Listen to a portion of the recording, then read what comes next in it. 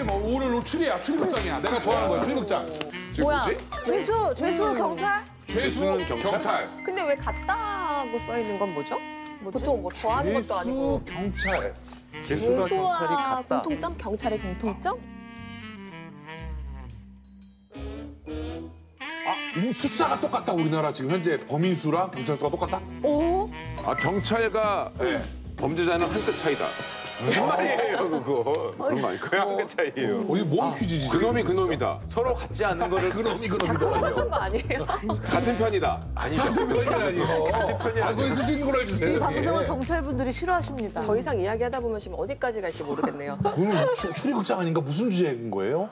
오늘의 쌤 네. 빨리 불러봐야지 이 네네네. 이야기 알 수 있을 것 같은데요. 네. 자, 같이 또 힘차게 불러보겠습니다. 네. 오늘의 쌤 나와주세요. 안녕하세요. 안녕하세요. 추리소설 작가 같은 느낌도 나는 것 같기도 하고.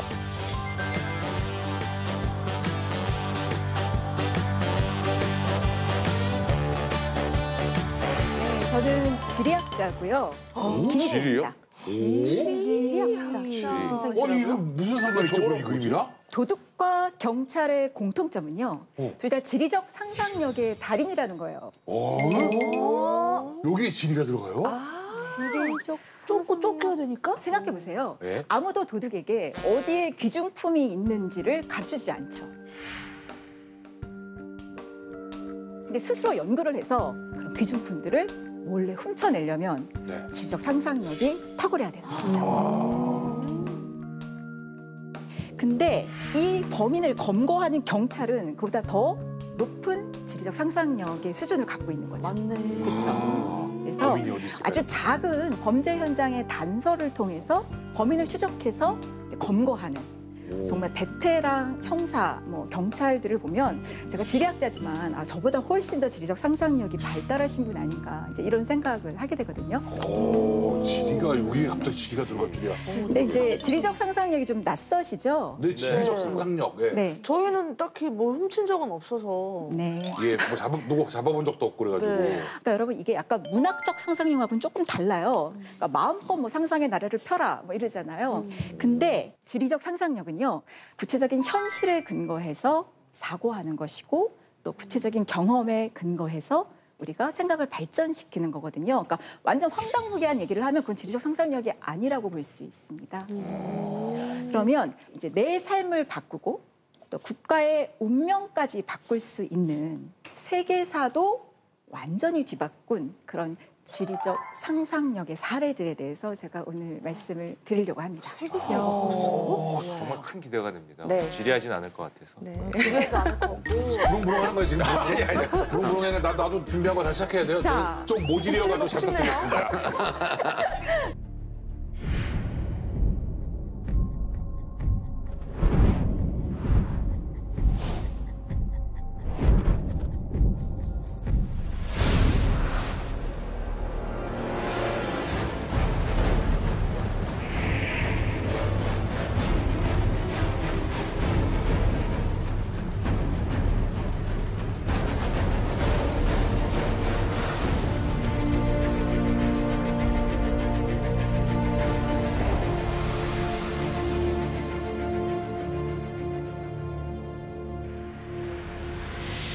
여러분들은 그러면 그 내비 없이 뭐 길을 좀 찾아가 부르는 능력이 좀 있으신가요? 내비가 없다면 어떻게? 내비 없이도 운전을 안 하죠. 그렇죠. 자전거 탈 때도 내비키고 전 여기 타는데. 녹화하러 온 게 벌써 오늘이 26화잖아요. 네. 네. 아직도 내비 찍고 집에 가고 있어요. 그래서 없으면 집에 갈 수 있을까? 슈카씨 좀 의외네요. 가다 딴 그래가지고 길로 빠질까봐. 계속 보는 버릇이 되니까 이거 안 키면은 불안하구나. 갈 수 있을 것 같은데 심지어는 아는 길도 키게 돼. 아는 길도 켜요. 그러면 만일 갑자기 정전이 됐어요. 그래서 핸드폰을 충전할 수도 없어요. 아하. 그런데 여러분들이 스스로 어떤 위험한 공간에서 벗어나야 되거나 어디를 가야 할 때 그럼 여러분 어떻게 하시겠어요? 지금 이제 휴대폰 없으면은 이제 부모 자식 간에 연락 안 되고 우리 집 못 돌아가고 예, 마비되는 거죠 지금. 자, 그러니까 지리적 상상력 또는 지리는요 굉장히 생존의 좀 필수품 같은 그런 거라고도 볼 수 있습니다. 그러니까 우리가 원시 시대를 상상해 보세요. 그래서 호모 사피엔스, 네안데르탈인 막 이렇게 살아가던 그 시절. 예. 그때 먹고 살려면 어떻게 해야 되죠? 사냥하고. 그렇죠. 동물을. 그리고 뭐 이렇게 과일도 따먹어야 되고. 그러니까 네. 공간 정보에 빠삭해야 이 아. 생존이 가능한 겁니다. 그래서 오히려 원시인들이 지금 현대인보다 더 지리적인 본능과 상상력이 풍부했을 수도 있어요. 그때는 이제 지도를 못 보고 또는 이런 공간적 사고를 못 한다는 것은 죽음이거든요. 같이 무리를 지어서 움직이는데 길을 잃어버린다든지, 그렇죠? 실제로 여러분 네안데르탈인이 호모 사피엔스보다 훨씬 뇌두꾸고요, 힘도 셌어요.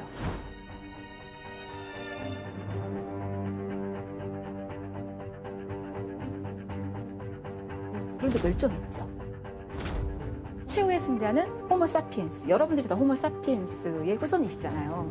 근데 그 이긴 이유가 바로 지리적인 감각이 좋았기 때문에 전 세계로 퍼져나갔습니다. 그런데 네안데르탈인은 빙하기 때 그냥 자기 익숙한 장소에 머물러 있었던 거예요. 그렇구나. 그래서 어떻게 보면 이 지리적인 감각이 또는 지리적 상상력이 어떤 인류의 생존도 좌우했다라고 볼 수 있습니다. 자, 여러분 지도가 생존 필수품이었던 과거 사례가 하나 더 있거든요. 한번 보실까요? 이거 옛날 지도인데 뭐야? 지도인데 달력하고 지도? 네. 예. 이게 뭐냐면요, 여러분. 1950년 6.25가 발발하고 나서 만들어진 지도 달력, 지도력이라고도 해요. 그래서 이제 전쟁 때는 어떻게 해서든지 우리가 위험한 상황에서 피해야 되는 게 우선이지 않습니까? 그러면 매일 이게 날짜만 보는 게 아니라 우리가 어디 가서 가족들이 안전하게 살 수 있을까를 항상 고민하는 그 흔적이 남겨진 지도예요.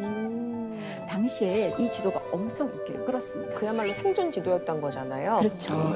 전쟁은 최고의 지리 선생님이라고 합니다. 그래서 아마 이때 한국 분들이 가장 지도를 많이 보던 시절이 아니었을까. 그래서 어쩌면 지금 우리보다도 더 현장을 잘 알고 네. 우리나라의 여러 지명들과 또 각 지역의 특성을 가장 열심히 공부하던 시절이 아니었을까라고 저는 생각해 보거든요. 이게 런던에서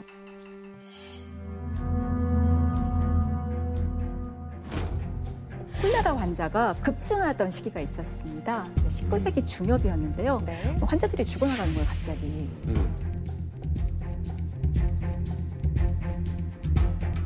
그때 런던이 공기가 굉장히 안 좋았습니다. 악취가 막 나고 그래서 이 나쁜 공기가 콜레라의 원인일 것이다라고 사람들이 보통 생각하고 있었습니다.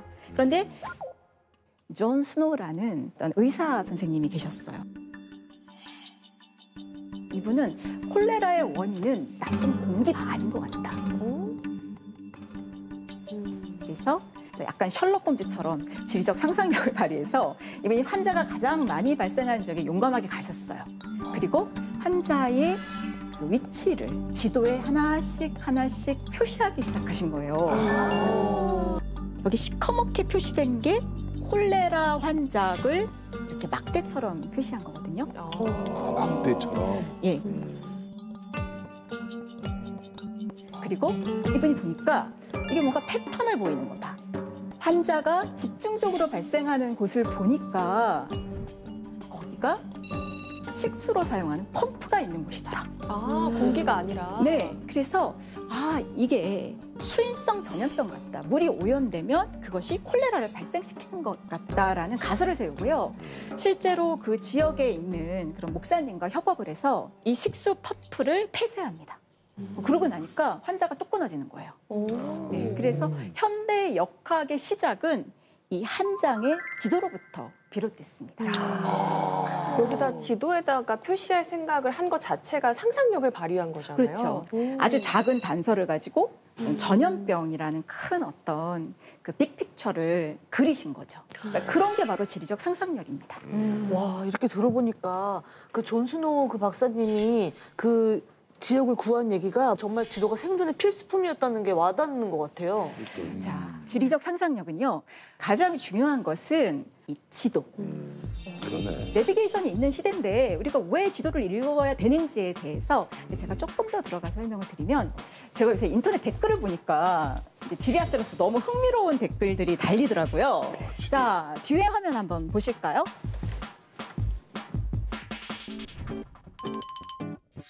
아유, 단군 자, 할아버지. 네. 당군 할아버지. 한번 여기 읽어볼까요? 댓글들이구나 이거. 네. 당군 할아버지 위치 선정 잘못하신 것 같아요. 이쯤 되면 당군이 부동산 사기를 당한 게 아닐까.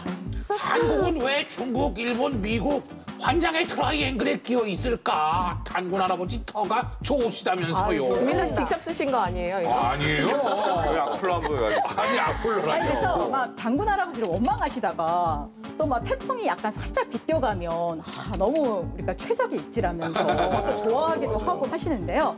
자, 여러분들은 당군 할아버지가 우리나라 위치 선정 성공하신 것 같아요? 실패하신 것 같아요?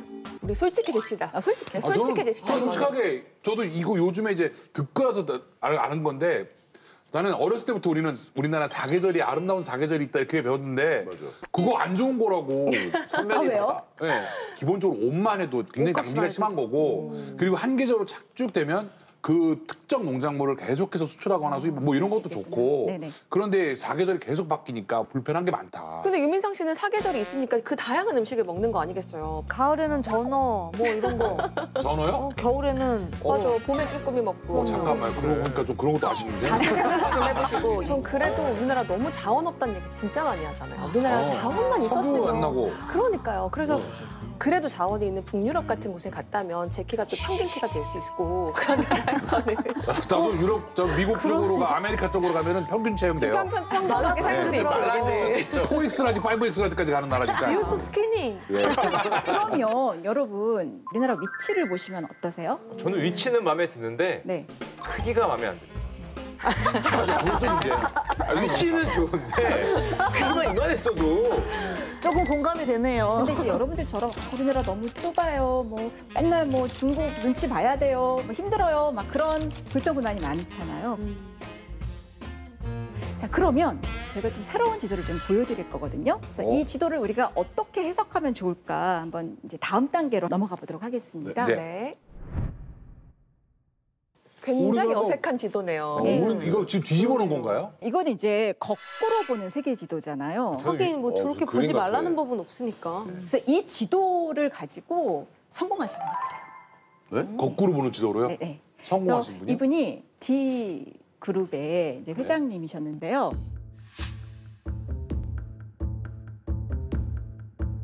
세계적으로 거꾸로 보면 대한민국의 미래가 보인다. 뭐 이런 말씀을 여기저기 하신 분도 계십니다. 그래서 자, 여러분 이 지도 속에서 지금 우리나라 위치를 보시면 이 중국과 러시아를 우리가 밟고 있잖아요. 그렇죠? 네. 발판으로 해가지고 옆에 일본이 있는데 일본은 약간 방파제 역할. 그래서 우리는 부두다. 우리가 바다로 뻗어나기에 정말 좋은 위치다라고 해석할 수도 있다. 그래서 이분은 정말 실제로 본인만 성공한 게 너무 안타까워서 이 지도를 내가 우리나라에 다 보급하겠다. 그래서 청와대부터 뭐 온갖 기관에 다 사비를 들여서 보내신 거예요. 제가 예전에 지금 네. 저 지도를 보면은 네. 거꾸로 놨지만 한국이 가운데 있잖아요. 아, 근데 그러네요. 다른 나라에 가니까 자기 나라들을 다 가운데 놓잖아요. 아, 맞아요. 거기에 따라서 우리나라 위치가 네. 굉장히 달라 보이더라고요. 예를 들면 미국 사람들이 보는 지도에서는 미국이 가운데 있으니까 우리나라가 저 구석에 가 있고 그래서 그 다른 나라에 가서 지도를 봤을 때 우리나라 사람들이 지금 생각하는 한국의 위치와 완전히 다른 측면으로 볼 수도 있구나 이런 생각을 했었거든요. 지리적 상상력 뿜뿜. 지리의 본능이 막 살아나는 이 분위기가 너무 마음에 듭니다. 흥미진진하네요. 네. 엄청. 자, 근데 이제 우리가 아까 좀 아쉬운 부분들 말씀하셨잖아요. 우리나라 너무 작다. 그쵸? 그 부분은 정말 아쉽다라는 말씀하셨는데요. 자, 여러분들 이제 그 다음 이야기를 좀 들어보시면 네. 이 크기가 문제가 아니구나라는 걸 여러분들이 느끼실 수 있을 것 같습니다. 뒤에 화면을 좀 보실까요? 네. 자, 세계 지도 속에서 이 나라인데요.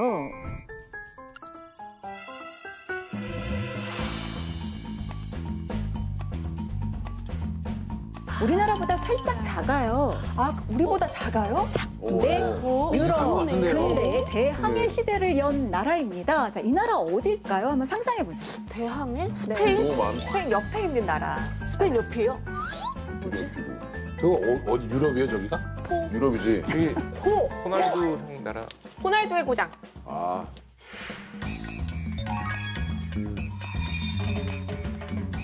포르투갈. 네, 포르투갈. 포르투갈. 네, 포르투갈입니다.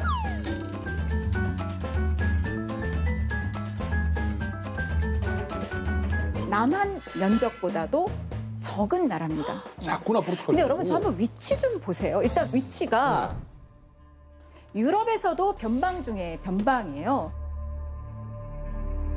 게다가 흑사병으로 당시 인구가 팍 줄었습니다. 그래서 100만 명도 안 되는 그런 인구였어요. 그러니까 답이 안 나오는 겁니다. 그런데 대항해 시대를 열고요. 세계를 제패했던 나라예요.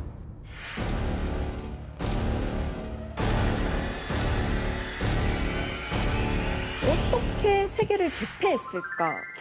그리고 그 이유가 바다가 뭐였을까? 가까워서 배를 잘 만들었나?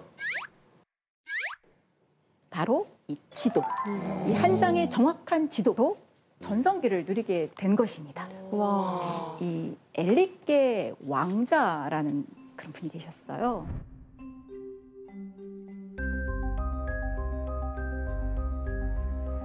이분이요. 자, 나는 종교 묻지 않는다. 국적 상관없어. 지도 잘 만드는 사람, 그리고 항해 기술, 아까 배 만드는 기술 말씀하셨잖아요. 그런 거 갖고 있는 사람 다 포르투갈 리스본으로 와라. 이렇게 한 겁니다. 그래서 인재를 일단 모집을 했고요. 사그레스라는 항해 학교를 설립합니다.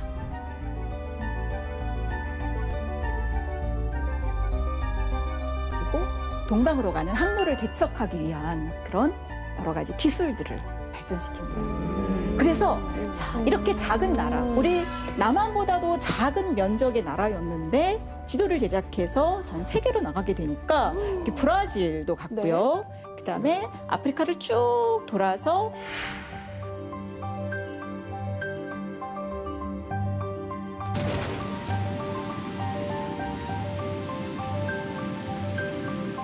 인도의 캐리커까지.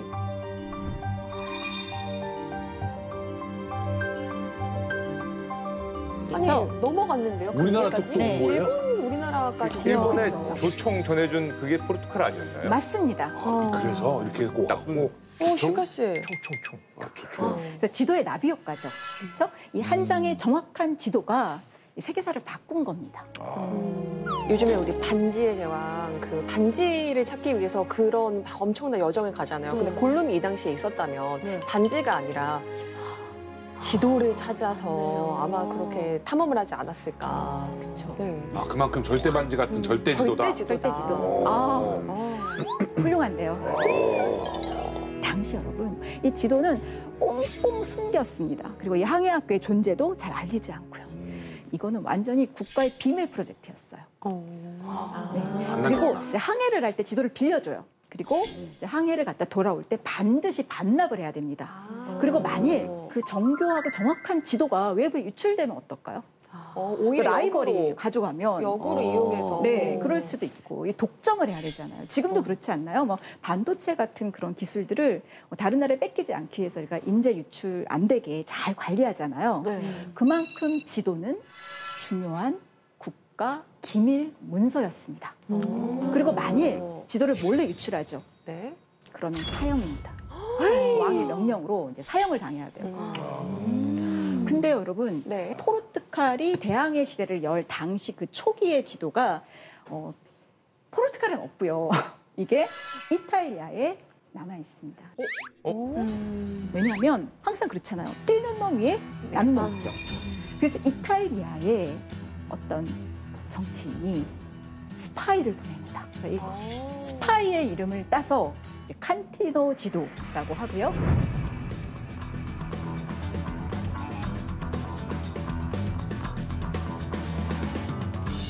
이제 이 동방으로 가는 항로를 개척하기 위해서 굉장히 정확하게 아프리카를 그린 지도입니다. 상당히 아프리카가 지금과도 큰 차이가 없죠.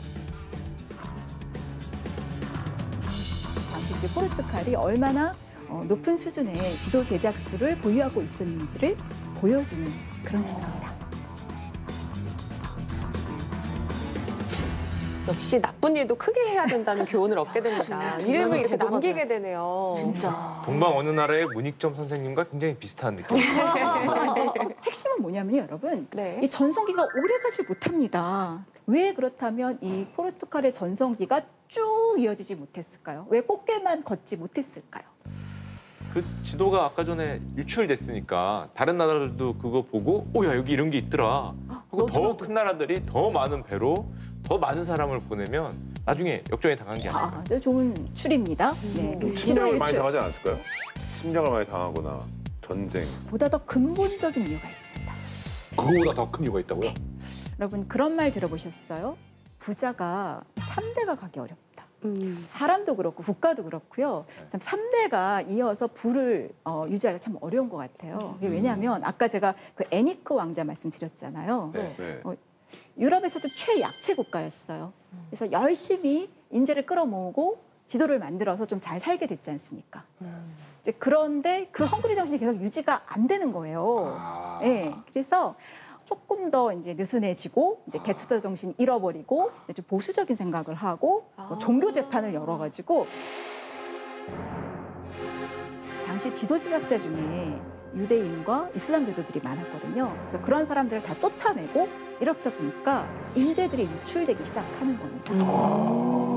그러고 나니까 당시 여러분 포르투갈이 뺏긴 인재가 있어요. 네. 누굴까? 뺏겨요? 포르투갈 이 유명한 사람 사람도 뭐가 세계사를 바꾼 사람입니다. 정말 유명한 사람이에요. 포르투갈 유명한 사람 모르겠어. 유나 씨. 네? 맞나? 오소라? 콜럼버스?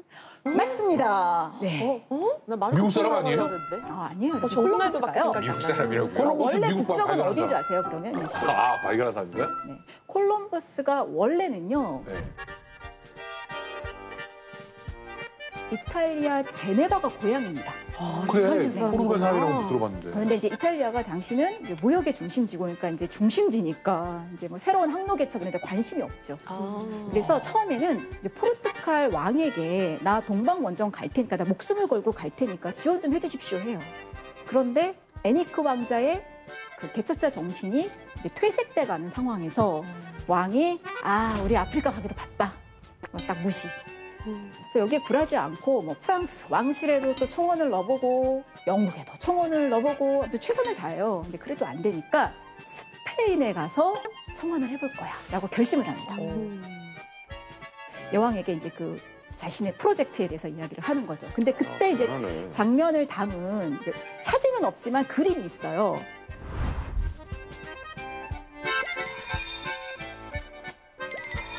보면 이렇게 지도를 가지고 여왕을 설득합니다. 네, 그래서 동방 원정을 떠나게 되는 거죠.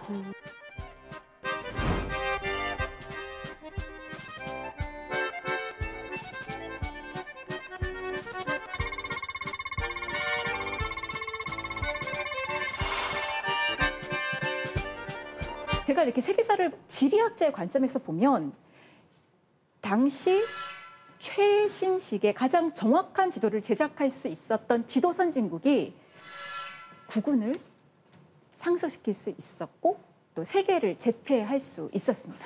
그런데 지금 포르투갈, 스페인 보면 네. 지금 와서 봤을 때 너무 위치가 탁월했던 것 같다는 생각 안 드나요? 그러게요. 네. 운빨 아닌가요?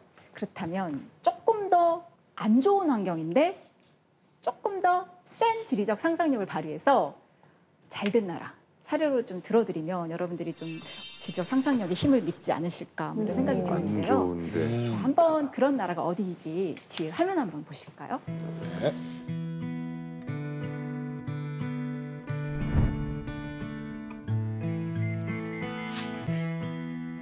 우리 남한 면적보다도 훨씬 적고요. 실제 크기가 한 경상도 정도예요. 요거 좀 경상도 어렵네요. 조금 클 요거 이렇게 하니까 좀 어렵네요. 어때요? 그 위치도 뭐 이렇게 해안가에 있죠. 근데 여기가요. 해안가. 바다보다 낮은 땅이 4분의 1이 넘어요. 자, 이러면 알아요. 네. 이름 알아요? 자, 어떤 나라일까요? 어떻게, 바다보다 낮은 뭐예요? 땅이면 어디에요? 튤립. 자, 그럼 한번 정답 확인해 볼까요? 정답은? 정답은 네덜란드. 네, 네덜란드입니다. 그러네.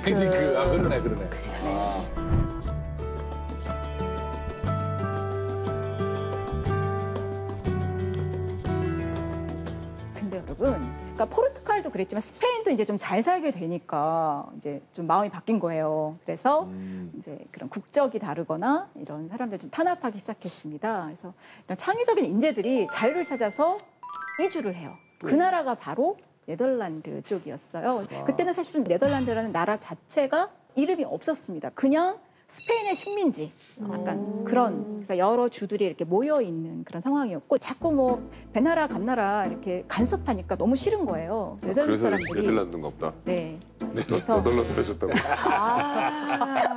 너덜너덜해졌다. 네덜란드 비하 발언 네. 아닙니까? 그래서 네덜란드 사람들이 이제 스페인으로부터 독립을 해야 되겠다. 그럼 이제 전쟁을 해야 되지 않습니까? 그래서 전쟁을 시작을 해요.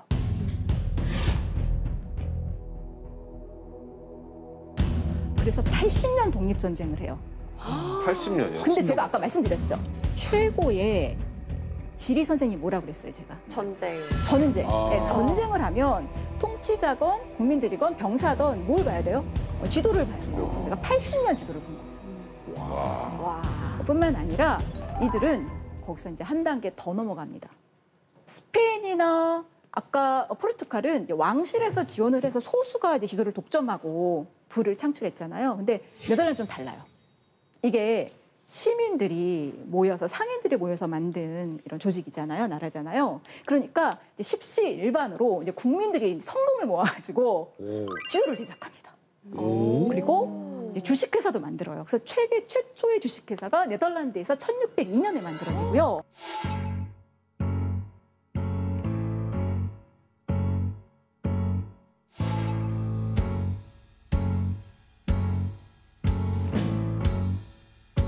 또 주식 거래소도 암스테르담에 만들어요. 굉장히 직접 상상력을 발휘하는 거죠.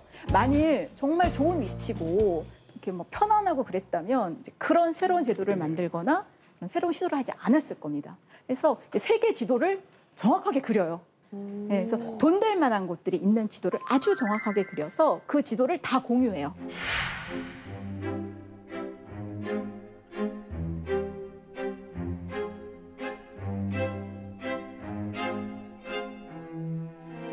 일종의 뭐 동학 지도 운동이라고 할까요? 그래서 네, 다들 그냥 내가 출자했으니까 그래서 모든 상인들이 지도를 공유하고 또 집집마다 지도를 보고 또 집에다 붙여놓고 막 이런 운동을 벌여요.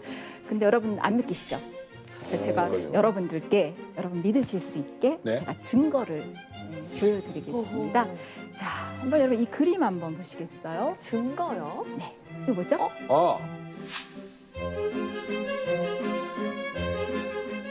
이거는 저거 그림이요. 움직이가 유명한 네. 그림이에요. 네. 이 페르메일의 그림이에요. 페르메이르 같은 경우에는요, 당시에 네덜란드의 일상생활 세계를 굉장히 섬세한 필치로 그린 화가로 유명합니다. 거의 그대로 사진 찍는 것처럼 그렸거든요. 그런데 여러분 이 다음 그림을 한번 보시면요, 사람 외에도 주인공이 있어요.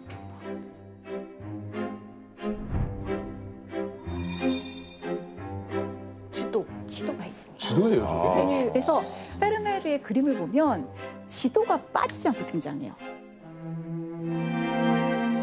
그래서 그리고 국민들이 자, 우리가 스페인을 이기고 독립을 해야지 이런 의지를 저렇게 집집마다 지도를 이렇게 걸어놔서 어떤 정체성을 확인하고 또 마음을 합친 거예요. 생각해 보세요, 여러분. 우리가 뭐 미국, 뭐 중국, 일본 막 강대국에 둘러싸여서 우리 되게 불안하고 힘들다 얘기하는데 여러분 네덜란드 생각해 보시면은요. 아까 스페인 식민지였죠. 네. 주변에 프랑스 있죠. 영국 있죠. 독일도 그리고 옆에 있고. 조금만 나가면 바다죠. 네. 그러니까 온갖 불리한 조건임에도 불구하고 정말 지도 하나 의지해서 나라도 독립하고 세계 무역도 장악한 정말 지리적 상상력으로 완전히 우뚝 선 나라가 네덜란드 아닐까 하는 생각을 해봅니다. 그 다음 그림 한번 볼까요? 네.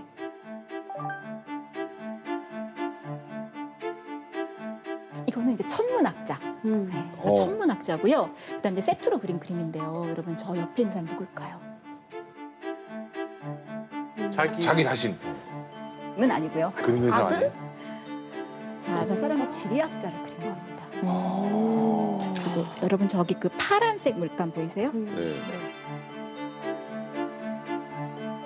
네, 그게 굉장히 비쌌어요. 그래서 이제 라피스 라줄리라고 하는데요. 이게 금보다 더 비싼 염료를 써가지고 이렇게 돋보이게 그린 그림입니다. 아마 천문학자보다는 지리학자가 더 부럽거나 또는 존경심을 가졌던 것 같죠? 네, 이제 파란색 물감 많이 썼잖아요. 근데 여러분 좀 궁금하지 않으세요? 왜 천문학자와 지리학자를 이렇게 세트로 그렸을까요? 두 분야가 좀 이렇게 연결이 돼 있었나 그 당시에? 아, 맞습니다. 당시 이제 항해를 할 때요. 이 천문학과 지리학이 연결되어야 이게 완벽한 기술이 되는 거예요. 왜냐하면 이제 지도도 봐야 되지만 이제 별자리를 보고 이 위치를 파악을 했거든요. 그래서 천문학과 지리학은 이제 함께 연결되어 있는 그런 과학이었습니다. 그래, 어디서 본 것 같아. 바다에서 별 보고 간다는 얘기 들어본 것 같아. 그렇지. 북두칠성 보고 따라간다는 둥 뭐 바다의 배에서. 그렇죠. 자, 그러면 이걸 한번 보시겠어요, 여러분? 이거는 아예 한 장의 그림에 지리학자와 천문학자가 함께 배치되어 있습니다. 자, 이 사람 누굴까요? 여왕이 여왕 같은데요? 같은데? 여왕. 여왕이에요. 이사벨 여왕? 이사벨 여왕은 한물 갔죠. 아 그래요? 네. 이때 이 그림 있을 때 이사벨 갔어요. 그럼 3사벨. 자, 그 다음에 영국. 그렇습니다. 엘리자베스? 네, 영국이 그렇게 세계를 제패하는 그런 기초를 닦은 게 바로 이 엘리자베스 1세 여왕인데요. 영국도 사실은 기후도 안 좋고 그렇게 면적이 넓은 나라도 아니고 그렇죠? 대륙으로 가려면은 배를 타고 가야만 했던 정말 변방 중에 그땐 변방이었거든요. 그런데 바로 이 엘리자베스 1세 여왕이 굉장히 지도와 지구본을 가까이 하고 또 지도 제작자를 아주 적극적으로 밀어줬습니다. 이 엘리자베스 여왕의 전략은 뭐였냐면요. 사실 영국은 육군이 별로예요. 해군력 하나로 세계를 제패했거든요.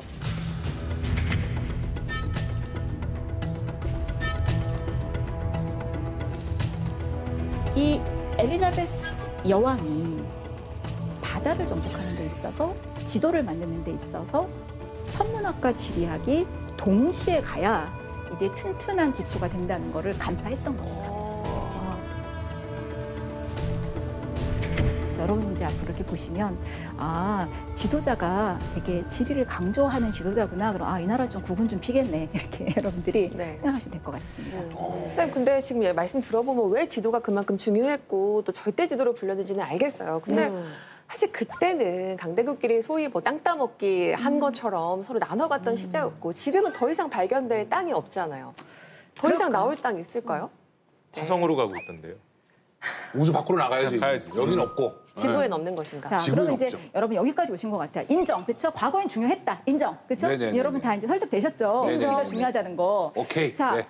그런데 지금 현대도 그럴까?는 약간 의문이신 거잖아요. 네. 근데 여러분 지금 21세기에도 지리의 힘을 발휘해서 세계 최강이 되고자 꿈꾸는 나라가 있습니다. 자, 어딜까요? 오? 지금도 꿈꾸는 나라가 있다 그러면 역시나 유럽 쪽에. 유럽 쪽에 러시아? 자, 한번 그런 나라가 어딘지 뒤에 화면 한번 보실까요? 새롭게 떠오르는 국가. 이곳은 중국? 중국.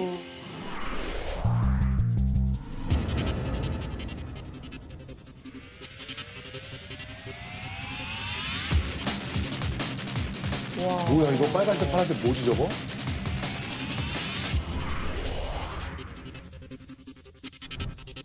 네. 이것저것 다 다녔다. 여러분 1대1로라고 들어보셨어요? 1대1로? 예.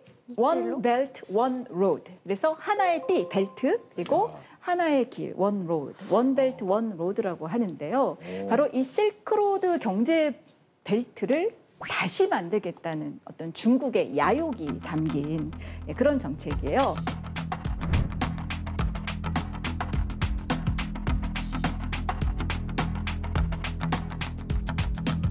지금 중국과 미국의 무역 갈등이 굉장히 격화되고 있고 막 전쟁이 일어날지도 모르겠다라는 이제 불안감이 커지고 있잖아요. 그래서 중국이 우리가 살아남을 수 있는 어떤 그런 생존의 길을 지류로 뚫어보겠다, 자력으로 뚫어보겠다라는 그 의지를 담은 것이 바로 1대1로 정책입니다. 근데 저 빨간색이랑 파란색은 어떻게 다른 거예요? 네, 저 빨간색은요, 이제 대륙의 실크로드입니다. 그래서 이전에 비단길이라고 하죠.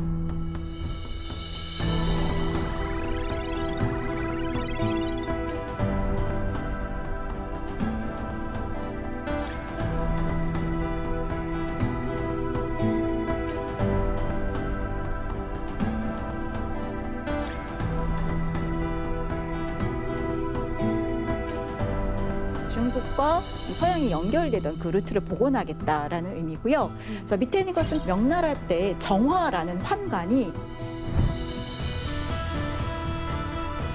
대규모 함대를 이끌고 아프리카까지 갔었거든요. 그래서 그때 그 바닷길을 또 복원하겠다라는 의지를 표명한 겁니다. 육지와 바다를 통틀어서 중국이 세계로 진출하겠다라는 그랜드 플랜을 저렇게 지도로 구체화시킨 거죠. 이 1대1로 정책이 2014년에 발표되긴 했지만요. 이제 제가 이제 한 30년 지리학자로 생활하면서 이제 전 세계를 다닐 때 제가 이제 보는 게 이제 그 나라의 지리 교육, 또 지리 교과서거든요. 네. 중국이 아마 중국 정부가 이렇게 역사를 돌이켜 보니까 중국이 강성했던 때는 아마 지도를 열심히 봤던 시기다라고 이렇게 깨달은 것 같아요. 그래서 지리에 초점을 맞춰서 국가 정책과 연결시켜서 인민들에게 지리 교육을 수십 년 동안 철저하게 시켰습니다. 자, 여러분들 좀 중국의 지리 교육이 어떤지 제가 구체적으로 여러분께 좀 보여드리고 싶어서 제가 이 스파이가 돼서 이 중국의 지리 교과서를 입수해 왔거든요. 한번 같이 보시겠어요? 오, 진짜요? 어디? 진짜 현물로? 네. 와. 아니 그러니까 아까 이탈리아에 무슨 지도가 칸타노 지도가 있었는데 네. 대한민국에서는 세미. 자, 여기 굉장히 다양한 그 9개 선택 과목이에요. 아니, 이거 그래서 지금 여러분들이 와, 이거 땅이 넓어서 그런가 이렇게 다양하네요. 네. 이야. 뉴딜리. 우와, 뭐예요, 이건? 왕민주 편. 지리 신. 아유, 이거 한자가 많이 어렵네. 한자가 많이 어렵네. 지리. 뭐를 가르치는 교과서 같아요? 지리 교과서인데 무엇을 가르치는 교과서로 추정되시나요? 뭐 좀 안에 내용 좀 보셔도 좋고 지도를 보셔도 좋습니다. 지리. 고등학교 지리 같은데요? 표지를 좀 보여주시겠어요? 네. 여행지리입니다. 여행지리. 여행지리. 저는 중국 지리인데 오래전부터 이제 세계 여행지리를 만들어서요. 이거 약간 인도 같은데. 예, 이렇게 세계에 대한 호기심을 자극하고 또 최신 어떤 지리 정보를 전달하는 수단으로 저 여행지리를 활용하고 있어요. 전 여기 바다 그림이 있네요. 네. 아까 그 해양 실크로드도 있었잖아요. 그래서 그게 해양지리입니다. 해양지리. 예, 그래서 중국이 바다도 정복할 거야, 우리의 생활 무대가 될 거야라는 그런 의미에서 모든 중국 학생들에게 또 해양에 대해서도 아주 자세하게 가르칩니다.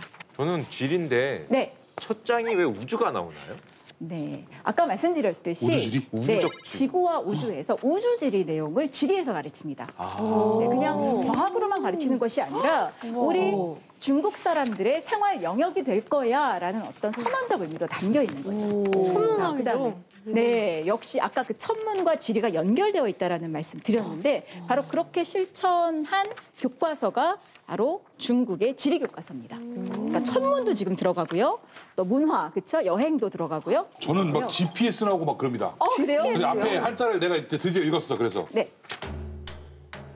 지리 신호기 응용. 네. 응용.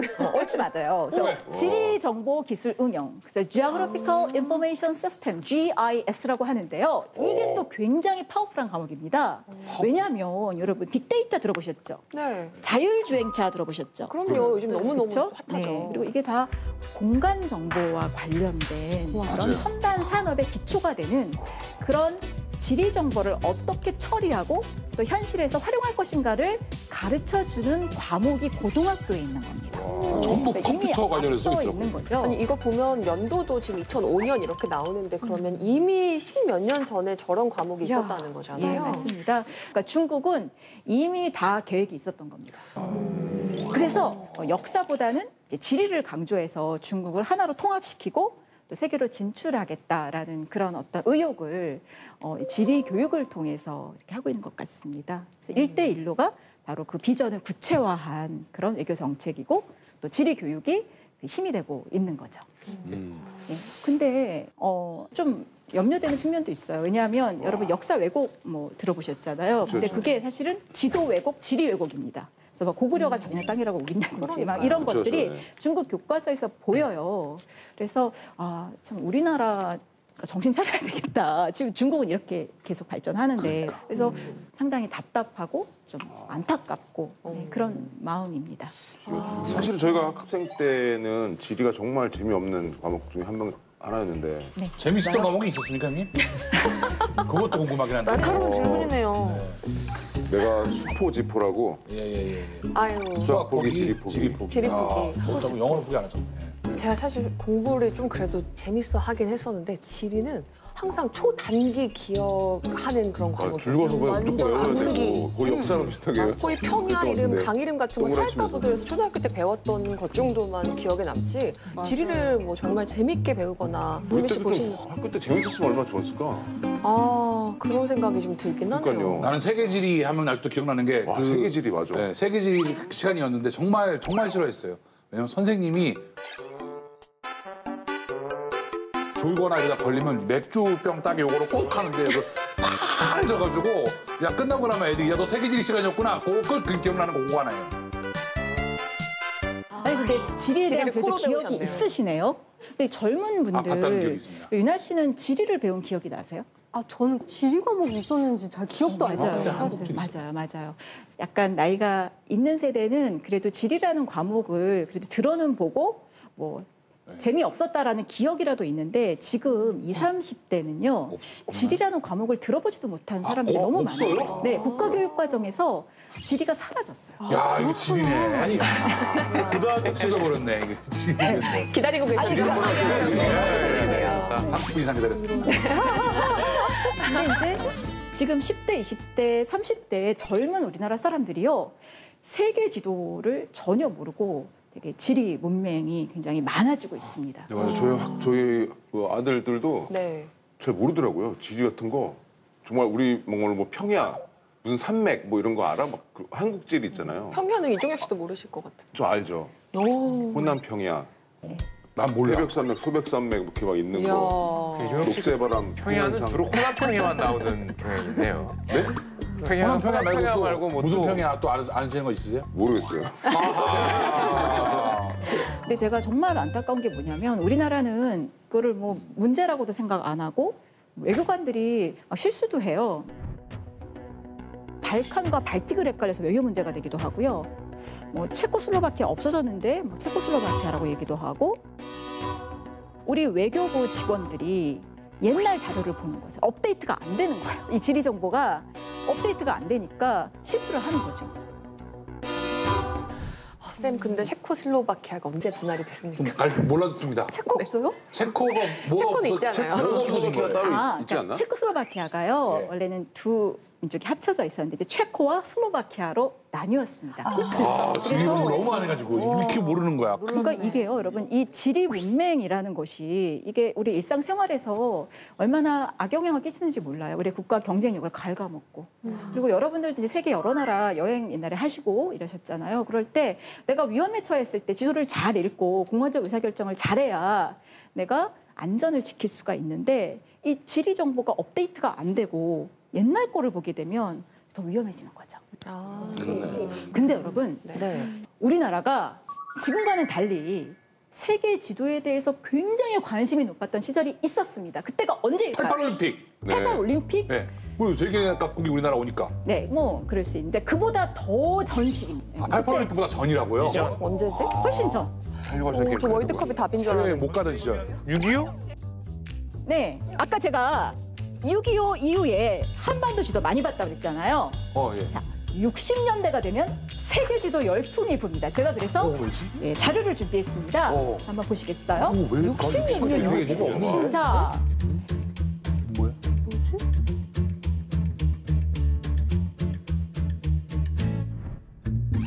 이 세 가지 물건의 공통점이 무엇일지 상상해 보십시오. 아니 일단 장롱 이불은 알겠는데 세 번째 게 뭔지를 알아야. 책. 책? 세계 1호 무전 여행기.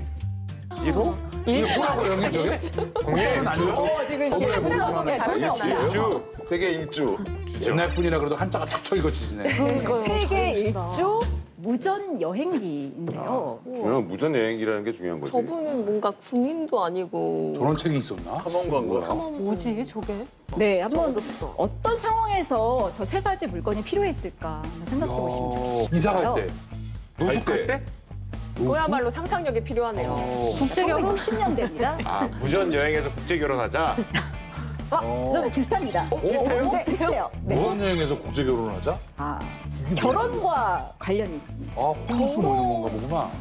맞습니다. 아. 이게요, 여러분. 1960년대 3대 혼수품이었습니다. 저 책은 왜요? 네, 저게 뭐냐면요, 여러분. 그 당시에 1960년대 우리나라 엄청 가난했습니다. 그래서 그때 GNP가 200불이 될까 말까 그랬어요. 그래서 신혼여행은 이제 큰맘 먹고 가는 신혼여행이 온양온천. 그리고 보통의 평범한 신혼부부들은 그냥 남산 팔각정 올라서 기념사진 한 방 찍고 밥 먹고 내려오면 그게 신혼여행이었다고 합니다. 밥 먹고 내려오면. 그럼 저 여행 기록을 보면서 대리만족하기. 그렇죠. 아, 진짜로? 정말 그러셨어요? 결혼하고서? 아, 전 팔각정 갔어요. 아, 그 시절이구나. 저분이요, 김찬삼 선생님이신데요. 신혼여행도 그냥 온양온천으로 가는 수준인 시대에 용감하게 내가 세계 여행을 하겠다 선언하신 거예요. 와. 160여 개국을 가셨어요. 그리고 총 여행 거리가 지구 둘레를 했을 때 32바퀴를 돌 정도. 그래서 정말 평생 여행을 하시고 또 그를 꼼꼼하게 기록하고 사진을 찍어서 계속 여행기를 펴내셨는데 그때 정말 많은 국민들이 쇼크를 받은 거예요. 와, 우리가 세계 여행을 갈 수도 있는 거구나. 그래서 그분이 쓰신 이제 책이 엄청난 베스트셀러가 됩니다. 그리고 김찬삼의 나비 효과가 어떻게 이어지냐면요, 여러분. 그 산악인 중에 박영석이라는 분이 계세요. 이분도 돌아가셨는데 이 산악인의 그랜드 슬램을 세계 최초로 달성하신 분인데요. 이 박영석 선생님이 고백하시기를 나는 김찬삼 선생님의 세계 여행기를 보면서 내가 그렇게 세계 여행을 해야 되겠다 그런 꿈을 좀 키우셨다고 해요. 그래서 이때가 어떻게 보면 우리나라 국민들이 가장 열심히 지리적 상상력을 키워서 세계로 진출했고 실은 그 결과가 우리가 이렇게 좀 잘 살게 되고 세계에서 이렇게 좀 빠지지 않는 그런 사람들이 된 배경이 아닌가 그런 생각을 해봅니다. 네. 생각해 보면은 이렇게 작은 어떻게 보면은 이런 우리나라에서 전 세계로 이렇게 많이 역동적으로 수출을 하고 사실은 최근 30년간 가장 세계로 많이 뻗어 나간 나라가 우리나라가 아닌가 그런 생각 가끔 하거든요. 맞습니다. 저 때 GDP 200불 얘기하셨는데 지금은 나라 GDP로 치면 세계 10위 안에 들어있고 우리나라 역사상 가장 강성한 시기가 아닌가 저는 생각을 하는데 네. 역시 3, 40년 앞서서 맞습니다. 나간 분들이 그런 효과를 가져온 게 아닌가 네. 그런 생각이 좀 드네요. 네. 그러면 굉장히 현명하고 또 통찰력 있는 석학이시죠? 이어령 선생님이 어떤 말씀을 하셨는지 우리가 한번 볼까요? 신년의 달력을 보는 사람은 시대에 뒤떨어진 사람이다. 지도를 펼치는 사람이 앞으로 100년을 이끌어 갈 것이라고 말씀을 하셨는데 자, 다들 2021년 새해를 맞으면서 달력을 보셨나요? 지도를 보셨나요? 공휴일부터 확인을 했죠. 전 직장인이기 때문에 언제가 빨간 날인가. 네. 지도를 보셨나요? 달력을 보셨나요? 저는 지도를 가끔 볼 때는 있습니다. 맛집 지도를 어디 맛있는 게 있나 해서 예. 자, 우리 저 같은 경우는 여행이 가능할 때는 올해 어디 가지? 하면서 신년에 펼쳐볼 때가 있었는데 올해는 한 1, 2년은 못 가지 않을까? 그러니까 지도를 안 보게 되는 것 같아요. 내비게이션도 지도를 쳐주십니까? 네. 그럼 나도 있다. 그럼 맨날 보고 있습니다. 그렇지. 근데 아까 말씀드렸듯이 지금은 우리가 새롭게 어떤 세계를 주도할 리더로 부상하기 참 좋은 시기거든요. 그래서 이전에 지도를 안 봤더라도 지금부터라도 또는 구정에라도 여러분들이 한번 세계의 지도를 펼쳐보시면 좋겠습니다. 네. 와, 이제 노래도 바뀌어야 될 것 같아요. 말씀 들어보니까 서울, 대전, 대구, 부산 아니고 이제 서울, 두바이, 파리, 시베리아 어떤 곳도 갈 수 있는 주변 국가로 다 어쨌든 준비 많이 했네요. 대본에 많이 없습니다. 했어요. 상상을 발휘해서 지금 하고 있는데 좀 도와주세요. 알겠습니다. 알겠습니다. 어쨌든 우리가 지금 뭐 IT 강국이다. 그리고 문화적 콘텐츠 힘도 강하고 그런 것들이 지리와 만났을 때 정말 무서운 폭발적인 그런 힘을 발휘할 수 있다는 생각이 들거든요. 그래서 이런 지리적 결핍의 시대에 어디 나가지 못하는 시대에 지리적 상상력을 훨씬 더 많이 발휘하면서 전 지구를 누비는 그런 우리가 됐으면 좋겠습니다. 오늘 쌤 강의 여기서 마치겠습니다. 고맙습니다. 감사합니다.